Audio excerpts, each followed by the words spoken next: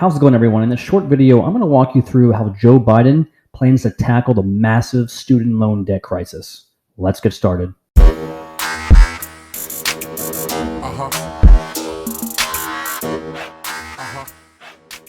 Welcome, everyone. In this segment, I'm going to talk about how Biden plans to tackle the student loan debt. Now, I will tell you, as you may see, that the student loan debt is now the second biggest debt market in our economy. The first one is home mortgages. It used to be number 2 with auto loans, but now auto loans is now in third place, with school debt in second place at a $1.6 trillion. Okay, and today there are 43 million people with student loan debt. That's a massive population of people that are being hindered on their earnings power via school debt.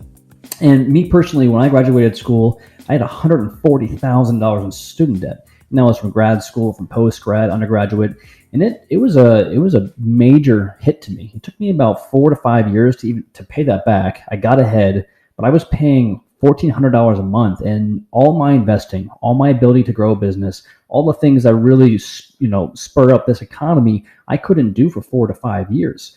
So there's no doubt that the student debt, while it does provide people access to higher paying jobs, it really does hinder the ability for people to produce via investing in the stock market, investing in real estate, what have you.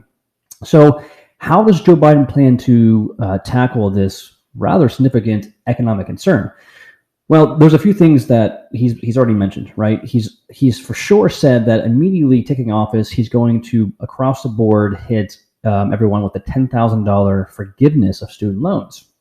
Okay, now what's interesting about that is, while that seems like a good idea, it hopefully is directed at a certain kind of people. And what I mean is, if you look at the graph here, you'll see that the majority of people that have student debt are actually higher earners. The average earner of student debt has a wage of $74,000. Now, what this means is that around 30%, give or take, of people who have student debt are below that income. So if he's smart, he's going to really produce a policy where it hits the most, and that's going to be in the lower segment of income.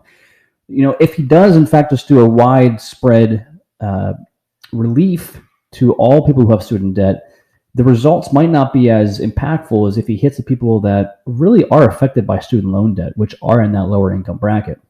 Now, you might be thinking, well, how is that fair? Well, if you think about it, people who are in jobs for teachers or work for nonprofits, they're not making the kind of wages versus someone in a tech job or an engineering job or something of that sort. So he has definitely came out and said that he's going to be also targeting more favorable terms for teachers, military, and nonprofit workers. So in general, I think we can all agree that that's probably a good thing.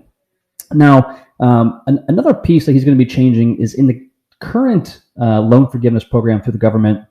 If you sign up for what is called an income-based repayment plan, you can basically reduce your payments to 10% of your income over $25,000. He's going to reduce that down to 5%. So the ability to enroll in this program will have less of a consequence from a monthly payment standpoint.